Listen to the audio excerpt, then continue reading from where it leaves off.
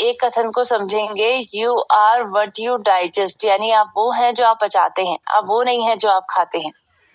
खाने में और पचाने में बहुत बड़ी विडंबना है। कई बार हम इन दो शब्दों में कंफ्यूज हो जाते हैं कि खाना और पचाना आखिर क्या होता है। तो आज हम ये समझेंगे, और ये बात आयुर्वेद में भी कही गई है, तो इसको हमें डीपली समझना है। सेशन के अंत तक आपको ये बात इजीली समझ में आ गई होगी। देखिए, पाचन संबंधी परेशानियों में मुख्य परेशानियां जैसे गैस की होती है, कॉन्स्टिपेशन यानी कब्ज की परेशानी होती है, एसिडिटी होती है बहुत ज्यादा, और ये कुछ कॉमन परेशानियां हैं जिससे बहुत सारे लोग ग्रसित रहते हैं। अब हमारा क्या नजरिया रहता है इन बीमारियों को लेकर? हमारा नजरिया रहता है कि हमें लगता है अरे ये बीमारियां तो होती रहती है, हर दूसरे व्यक्ति को हो रही हैं, हम इनको बहुत लाइटली लेते हैं।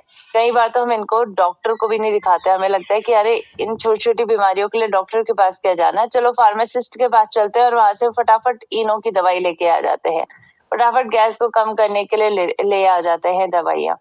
और ये दवाइयों को हम रेगुलर इस्तेमाल करते हैं और ये बात नहीं समझते हैं कि ये बीमारी को बीमारी की तरह ही हमें देखना है। अगर आप दवाइयाँ खाते रहेंगे और बीमारी को जड़ से खत्म करने की कोशिश नहीं करेंगे तो ये बीमारियां आगे चलकर जटिल बीमारियां को जन्म दे देती हैं।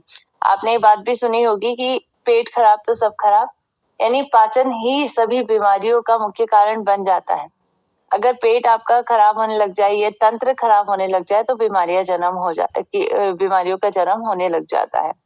तो आज जरूरत है हमें कि क्या वो प्राकृतिक तरीके हैं, डाइट कैसी रखनी है, लाइफस्टाइल कैसे रखनी है, और अपनी डाइट का हिस्सा किसको बनाना है, किस न्यूट्रोसिटिकल को बनाकर आप अपने पाचन को बेहतर बना सकते हैं। आज हम प्राकृतिक सपोर्ट सिस्टम के माध्यम से ये करके दिखाएंगे। लेकिन इससे पहले हम ये जानेंगे कि आखिर एक बेहतर डाइजेस्टिव सिस्टम होता क्या है, और उससे पहले हम ये जानेंगे कि आखिर डाइजेशन क्या होता है। देखिए, जो पाचन प्रक्रिया है, ये पाचन प्रक्रिया आखिर होती क्या है, क्या हो रहा है इसमें। देखिए, आप खाना खाते हैं, क्यों खाना खाते हैं हम? अपने शरीर की न्यूट्रिशन की जरूरतों को पूरा करने के लिए। हमारी शरीर की कुछ न्यूट्रिशन की जरूरतें हैं, जैसे हम कार्बोहाइड्रेट खाते हैं, प्रोटीन खाते हैं, फैट खाते हैं अपने खाने के माध्यम से, और ये हमारी बॉडी की जरूरतों को पूरा करता है। विटामिन मिनरल्स लेते हैं। अब जब आप ये खाने के पदार्थ ले रहे हैं तो आपके बॉडी के अंदर इतनी क्षमता नहीं होती है कि इस खाने के पदार्थ को एज इट इज आपकी बॉडी में लग सके, एज इट इज इसके अंदर का न्यूट्रिशन आपकी बॉडी के अंदर लग सके, क्योंकि ये बहुत कॉम्प्लेक्स न्यूट्रिशन के फॉर्म में हमारे खाने में मौजूद होता है। तो यहाँ पर हमारी बॉडी के अंदर एक पाचन प्रक्रिया होती है जो इस कॉम्प्लेक्स खाने को सिंपल खाने में तब्दील कर देती है, और इसी को हम पाचन कहते हैं। जैसे कार्बोहाइड्रेट है, उसको ग्लूकोज में कन्वर्ट कर दिया जाता है और ग्लूकोज आपकी बॉडी में इजीली यूज किया जाता है। आपकी बॉडी में जो प्रोटीन है उसे अमीनो एसिड में कन्वर्ट करा जाता है और फैट को फैटी एसिड में कन्वर्ट कर दिया जाता है, जिसको हमारी बॉडी इजीली इस्तेमाल कर सकती है। यानी डाइजेशन एक ऐसी प्रक्रिया है जिसमें खाने में को सिंपल कंपाउंड में तोड़ दिया जाता है, कॉम्प्लेक्स कंपाउंड से सिंपल कंपाउंड में तब्दील कर दिया जाता है, और आपका खाना, आपका पोषण आपके शरीर में अवशोषित होता है, यानी एब्जॉर्ब होता है। इसी प्रक्रिया को हम डाइजेशन कहते हैं। सो आई होप आप सभी को यहाँ पर ये बात समझ में आई होगी कि डाइजेशन क्या है। अब यहाँ पर मैंने एक शब्द यूज करा है, वो है अवशोषित करना, एब्जॉर्ब करना। यानी आपके शरीर में ये खाना एब्जॉर्प्शन बहुत जरूरी है। आपका पोषण आपके शरीर पे लगे, तभी तो हम ये कहते हैं कई लोगों को खाना नहीं लगता है। खाना ना लगने का कारण क्या मतलब है? यानी आपके पोषण जो आप खाने के माध्यम से ले रहे हैं वो आपके शरीर में लग ही नहीं रहे। क्यों नहीं लग रहे हैं? पाचन खराब है, पाचन की अवशोषित करने की क्षमता, एब्जॉर्प्शन करने की क्षमता खराब है। और इसीलिए आज अगर आप चाहते हैं कि पाचन अगर आपका स्ट्रांग हो, तो ऐसे व्यक्तियों का पाचन स्ट्रांग हो सकता है जिनकी एब्जॉर्प्शन करने की क्षमता सबसे ज्यादा होती है। और आज अगर आपको अपने पाचन को बेहतर बनाना है तो एब्जॉर्प्शन की क्षमता को बेहतर बनाना होगा। कैसे बेहतर बना सकते हैं, अब आइए इस पर बात करेंगे। समाधान पर बात करने से पहले एक छोटी सी प्रक्रिया करते हैं, ये समझते हैं कि पाचन की शुरुआत कहाँ से होती है। देखिए, पाचन की शुरुआत कहाँ से होती है, इसको समझने के लिए एक प्रक्रिया है। आपको आंख बंद करके सोचना है कि आपके पास एक नींबू है, एक बहुत बड़ा रसीला नींबू है आपके पास, और उस नींबू को आप काट रहे हैं। उस नींबू को आपने अच्छे से निचोड़ा और उसके जूस को आपने, उसके रस को ग्लास में निकाल दिया, और अब आपने उसका अच्छे से जूस बनाकर आप उसका इस्तेमाल कर रहे हैं। देखिए, जब भी मैं यहाँ नींबू की बात कर रही हूँ, इवन मेरे को बोलते बोलते ही नींबू का टेस्ट मुंह पे आ रहा है, खट्टा टेस्ट मुझे फील हो रहा है और मेरे मुंह पे पानी आने लग जा रहा है। तो ये पानी आना आखिर क्या है? बेसिकली ये हमारे मुंह पे सलाइवा ही है, यानी लार है। हम जब कोई चीज सोचते हैं, इवन हम खा भी नहीं रहे हैं, तब भी हमारे मुंह पे लार का स्त्राव होता है। पाचन की शुरुआत कहाँ से होती है? हमें लगता है कि पाचन की शुरुआत मुंह से होती है, लेकिन ऐसा नहीं है। पाचन की शुरुआत होती है आपके ब्रेन से, आपके दिमाग से। जब आप सोचना शुरू करते हैं खाने के बारे में, तो आपके ब्रेन के माध्यम से आपके मुंह पे लार का स्त्राव होता है। इसीलिए कहा जाता है कि आपका पेट और आपका ब्रेन, आपका मस्तिष्क, इन दोनों के बीच में एक एक्सिस है। इस एक्सिस को अगर हम नजरअंदाज करते हैं, तो इसी वजह से आज हम स्ट्रेस में अगर बहुत ज्यादा रहते हैं, तो इसका बुरा प्रभाव आपके गट पे रहता है, यानी आपके पाचन पे रहता है। तो आज जरूरत है हम सभी को कि हम अपने पाचन को बेहतर बनाएं, और उसके लिए हमें पहले अपने ब्रेन पे फोकस करना पड़ेगा कि अपने पाचन को बेहतर बनाने के लिए अपने ब्रेन को, अपने मस्तिष्क को बेहतर बनाना है। खाते टाइम आपकी क्या भावना होनी चाहिए? देखिए, खाते टाइम हम क्या करते हैं, आज हमारे पास खाने का भी टाइम नहीं है, तो हम खाते टाइम पे सभी काम कर लेते हैं। मूवी देख लेते हैं, वीडियो देख लेते हैं, मोबाइल देख लेते हैं, कई लोग काम करते करते खाना भी खाते हैं। अगर आप भी ऐसा करते हैं तो बिल्कुल मत करिएगा, क्योंकि इससे आपके खाना खाने की क्षमता कम हो जाती है। आपका ब्रेन कहीं और एंगेज रहता है और वो खाना अच्छे से नहीं खा पाता है। आपके ब्रेन तक ये सिग्नल नहीं पहुंचता है कि आप खाना खा रहे हैं। आपका ब्रेन मुंह पे लार का स्त्राव कम करता है, जिसकी वजह से खाना कम पचता है। तो आज अगर आप खाना खाने से पहले ये प्रक्रिया करेंगे, सबसे पहली टिप मैं आपको देना चाहूंगी, जो हर व्यक्ति कर सकता है, और ये स्ट्रेस को कम करने में मदद करेगा। स्ट्रेस कम करेगा, आपके मस्तिष्क को खाना खाने के लिए तैयार करेगा। तो जब भी आप अपने खाने की थाली के पास बैठे हुए हों, तो आंखें बंद करनी है। पालती मार के अगर आप बैठे हुए हैं या फिर आप चेयर पे बैठे हैं, तो अपने थाली को अपने पास लेकर आए, आंखें बंद करें। गहरी लंबी सांस लेते हुए आपको 3 बार गहरी लंबी सांस लेनी है और छोड़नी है। जब आप ऐसा करेंगे तो खाने की खुशबू ऑल्फैक्टरी नर्व के माध्यम से आपके ब्रेन तक पहुंचेगी और आपका ब्रेन तैयार हो जाएगा खाना खाने के लिए। मुंह पे लार का स्त्राव भी होगा और स्ट्रेस भी कम हो जाएगा। तो ये बहुत सिंपल प्रक्रिया है, हर कोई कर सकता है और इसके प्रभावी रिजल्ट्स देखने को मिलते हैं। देखिए, आज हम ये एक और काम कर रहे हैं, और वो है जल्दी जल्दी खाना खाना, क्योंकि हमें जल्दी खत्म करना है। इसकी वजह से हम खाने को अच्छे से नहीं चबा पाते हैं।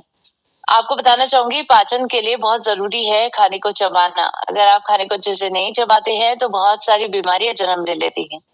तो आज मैं आपको कुछ और टिप्स भी देना चाहूंगी। दूसरा तरीका खाने को पचाने का, वो है खाने को चबाना। अपने दांतों का काम अपने हाथों को नहीं देना है, तो उसके लिए चबाना जरूरी है। चबाने के लिए सबसे पहले अपने खाने को बाहरी तरीके से अपने प्लेट में छोटे छोटे पार्ट में तोड़ दीजिए, जिसको आप इजीली चबा पाए। दूसरा तरीका है कि अपने मुंह बंद करके खाने को चबाना है। तीसरा तरीका है खाने को 32 टाइम्स बार चबाना है। कितने बार? 32 टाइम्स बार आपको चबाना है। और अगर आप 32 टाइम्स बार नहीं चबा पाते, कईयों के लिए बहुत मुश्किल होता है, तो 20 बार से शुरू करिए। 20 से 25, 25 से 30 और फिर 32 टाइम्स तक। उसी प्रकार आपको खाना खाने के आधे घंटे पहले तक पानी नहीं पीना है, और खाना खाने के आधे घंटे बाद तक आपको पानी नहीं पीना है, क्योंकि पेट में जो गैस्ट्रिक जूसेस होते हैं वो डाइल्यूट हो जाते हैं। इवन ये बात स्टडीज कहती हैं कि अगर आप खाने को अच्छे से चबा चबा कर खाते हैं, तो उसके अंदर के जितने पोषक तत्व हैं वो आपकी बॉडी पे लग पाते हैं। ये स्टडी का कहना है कि अगर बादाम को 30 से 40 बार चबाया जाए, तो बादाम के अंदर के सभी पोषक तत्व आपकी बॉडी के अंदर लग पाते हैं। तो आज अगर किसी एक ऐसी चीज को, किसी एक ऐसी आदत को हम कहें कि जो आपके पाचन को बेहतर बना सकती है, वो है चबाना। ये बात आयुर्वेद भी सर्टिफाइड करता है। आयुर्वेद ये भी कहता है कि आप वो नहीं है जो आप खाते हैं, बल्कि आप वो हैं जो पचाते हैं। डेफिनेटली ये बात बिल्कुल सही है, क्योंकि खाने में आप भले ही कितने सारे पोषण ले रहे हो, अगर आप खाने को चबा नहीं रहे हैं, आप खाने को स्ट्रेस फ्री तरीके से नहीं खा रहे हैं, तो आपका खाना आपकी बॉडी पे नहीं लगेगा, यानी आपका खाना अच्छे से नहीं पचेगा। आज अगर आप अच्छे से खाने को नहीं चबाते हैं, तो आपको बहुत सारी परेशानियां होने लग जाती हैं।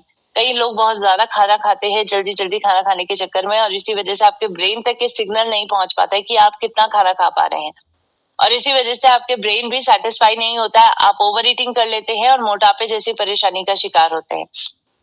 तो आज खाने को अच्छे से नहीं चबाया जाता है, तो कई प्रकार की परेशानियां जन्म लेती है। मोटापे से ग्रसित होते हैं, माल न्यूट्रिशन यानी कई लोग कुपोषित हो जाते हैं, इनडाइजेशन, गैस की परेशानी, स्किन प्रॉब्लम, कॉन्स्टिपेशन जैसी कई तमाम बीमारियां जिसकी वजह से हो रही हैं। तो आज हमें क्या करना है, क्या है सही राइट कोर्स ऑफ एक्शन?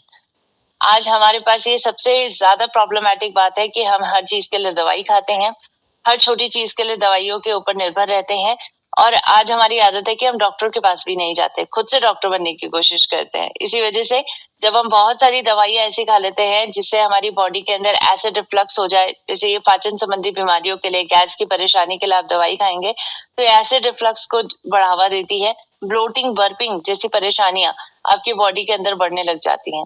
इसके और भी कई साइड इफेक्ट्स हैं, जैसे कि कॉन्स्टिपेशन की परेशानी, कब्ज, किडनी स्टोन का बनना, एसिडिटी की मेडिसिन अगर आप ज्यादा टाइम तक लेते हैं तो ऑस्टियोपोरोसिस, मसल्स में डैमेज होना, वीकनेस होना, ये सभी परेशानियां आपको हो सकती हैं। तो आज आपको क्या करना है, राइट कोर्स ऑफ एक्शन है कि आपको एक्सरसाइज करने की आदत होनी चाहिए। हर किसी को एक्सरसाइज करना है, पाचन को बेहतर बनाता है ये, और आपके खाने की जरूरत को भी बढ़ाता है, साथ साथ आपके खाने में एब्जॉर्प्शन की क्षमता को बढ़ाता है। इसके साथ साथ आज आपके खाने में, डाइट में एक ऐसा तत्व जरूर होना चाहिए जो पाचन संबंधी बीमारियों पर आपको राहत दिलाने में मदद करे, और वो है गामा ओरिजिनॉल। आपको बताना चाहूंगी, भूरे चावल की भूरी परत से निकाले गए सफेद कलर का पाउडर है ये, और इसके ऊपर आज डॉक्टर्स के रिव्यूज अभी मिलते हैं। जाने माने गैस्ट्रोएंटरोलॉजिस्ट हैं जिनका नाम है डॉक्टर रविंद्र गुप्ता, ये बात इनके माध्यम से हमें पता चलती है कि गामा ओरिजिनॉल अगर आप लेते हैं तो पाचन संबंधी परेशानियों से राहत पाते हैं। इनके 28 साल का एक्सपीरियंस है बतौर गैस्ट्रोएंटरोलॉजिस्ट और हेपेटोलॉजिस्ट, तो डेफिनेटली इनकी बातों को भी आपको ध्यान से सुनना है।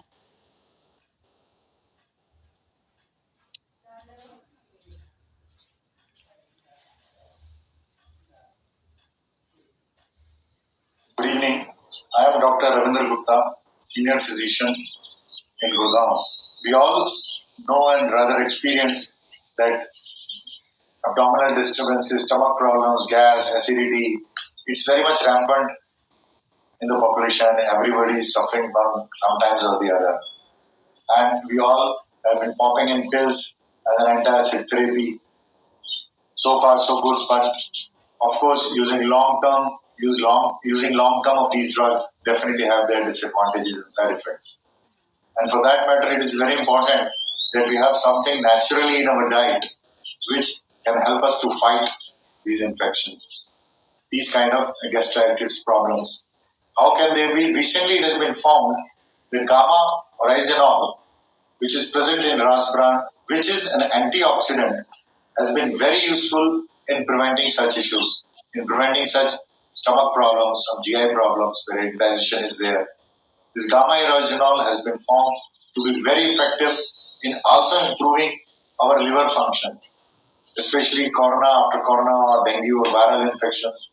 We find that the people have liver involvement, which causes a lot of bloating, gastritis, indigestion.